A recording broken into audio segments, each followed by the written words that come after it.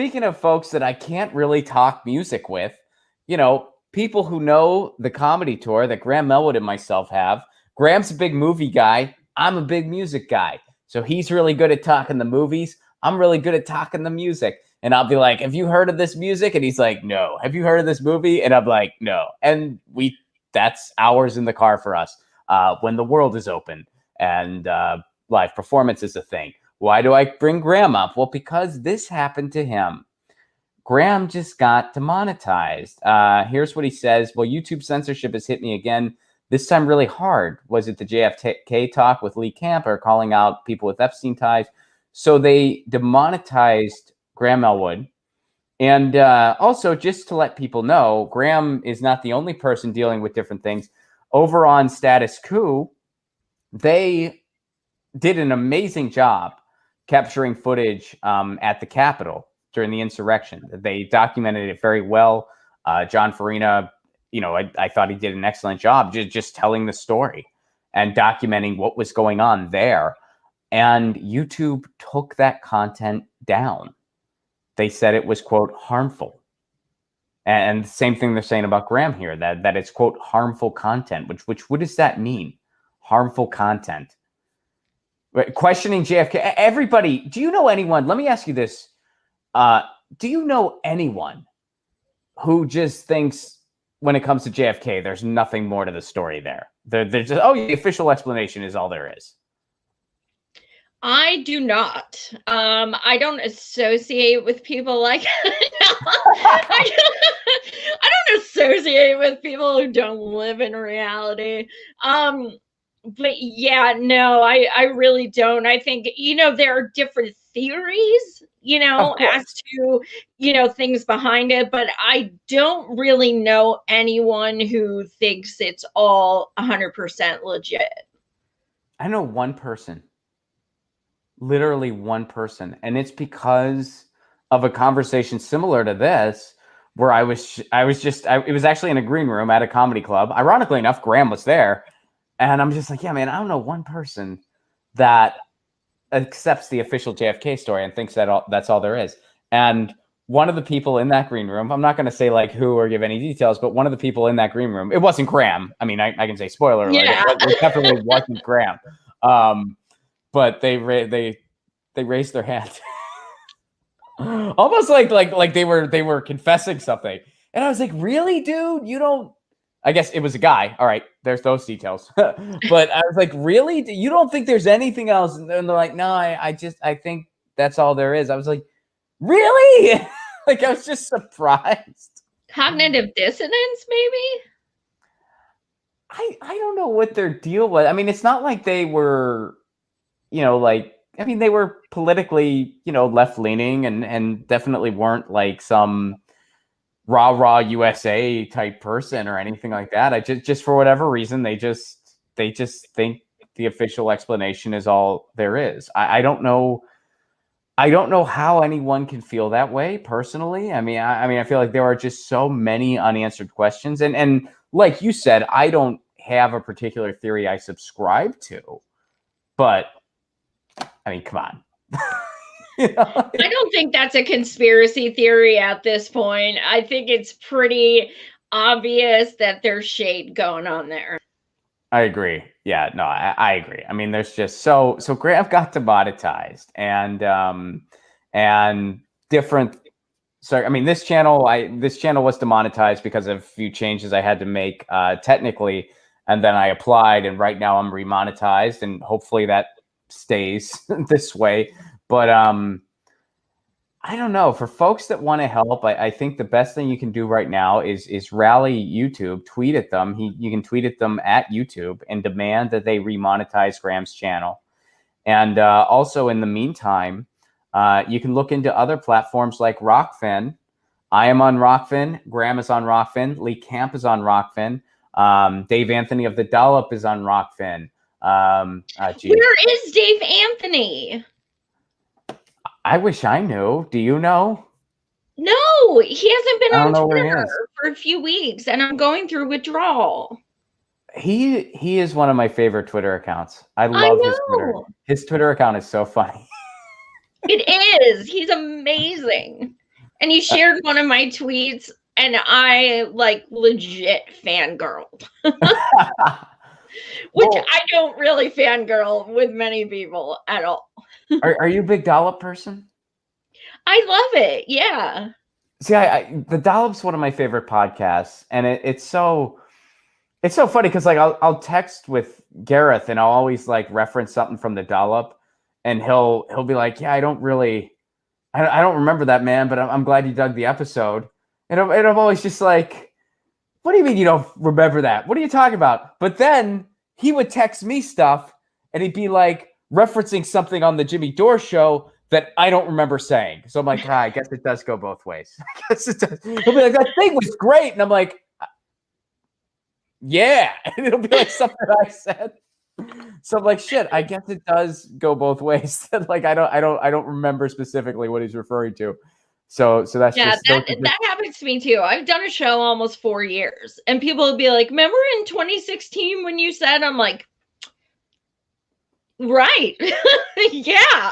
Well, nobody likes to hear themselves. So I guess we just all kind of repress our own shows. Yeah. And then remember other people's. I mean, that should be a podcast where it's just like creators and comedians and whoever else from like different shows like gushing over each other, and then the other person doesn't remember what the hell they're talking about. Like, when you did this, that was great. Yeah, people would just send us like really bad clips because like we do live shows. I don't think people realize like how daunting that can be. Like, we say stupid shit. You could make an hour show just of me sneezing during my podcast. Absolutely. Just sneezing. You could make, and well, sneezing is okay because, you might have allergies, like whatever the situation is, and maybe you don't get to the mute in time, whatever.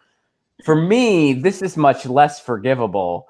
I mean, I will occasionally drink water or coffee on the show, and I know that's bad. I mean, people have complained about it, and I get it. It's a fair complaint. I always drink water. I feel like we've got to. I'm not proud of it, but I mean, this is my morning. This is a morning show for me. It's before noon, and I'm a comedian. We don't operate well in the morning hours. So I'm still in the process of coffeeing up, so to speak, and hydrating myself while this show's going on. And I'm sorry. I mean, some people, not many people, but some people have complained about it. They're like, we don't tune in to see you do something that humans need to do to survive. Stop drinking water. Just do the show with a dry throat. Fuck you. But cheers to them. Cheers to that. Let's do it at the same time. Let's really piss off the haters. Yeah. You're classy with a straw. I'm not as classy.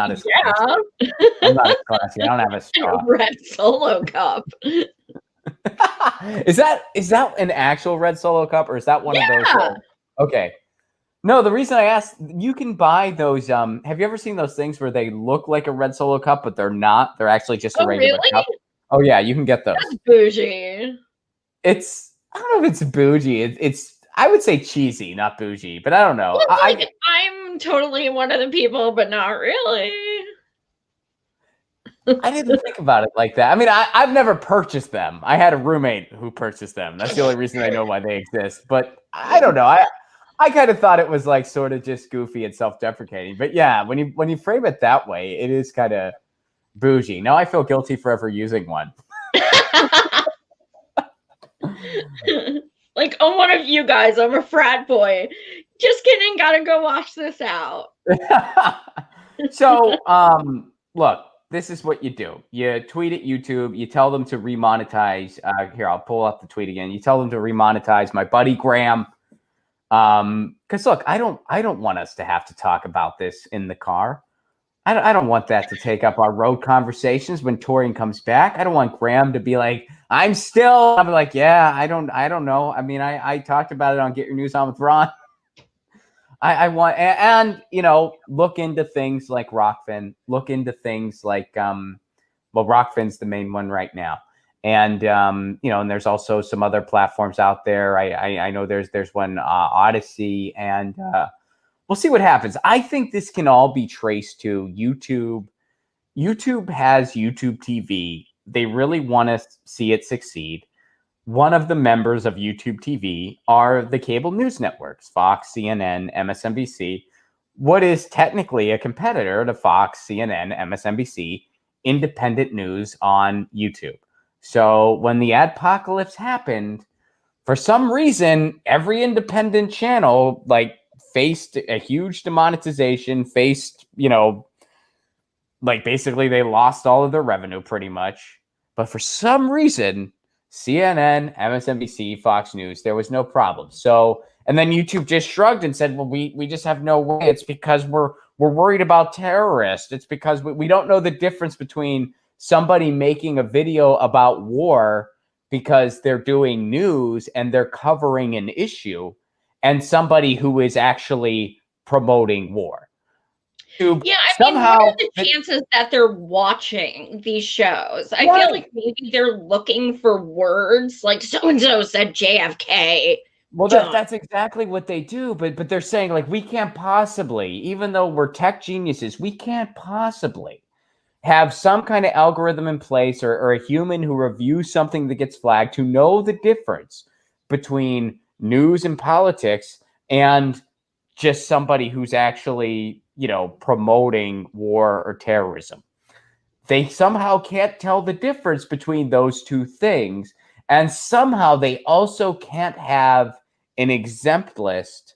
But for some reason, all the cable news networks were fine and everybody independent wasn't. And YouTube, there's just nothing YouTube could have done. Well, I smell bullshit. And, we've all said it 4 years ago. We're still saying it now. They want YouTube TV to succeed. So they do stuff like this. Oh, and by the way, if we got Section 230, you're going to see more of this, because that's another thing that this is in response to. Gutting to Section 230 leads to more censorship, not less, because they don't want to spend time in a courtroom. That's why you now have Mark Zuckerberg saying he's going to depoliticize Facebook completely. They want to maintain their power. They don't want to have to worry about lawsuits. So they're just going to eliminate anything questionable from the platform. That's what's going on. Yeah, absolutely bananas. No kidding. Get your news on with Ron. Don't you want to know what's going on? We're getting our news on today. Get your news on with Ron. Don't you want to know what's going on? We're getting our news on today. You can tweet me an article at Ron Placone. We'll go through it together and make it our own. Get your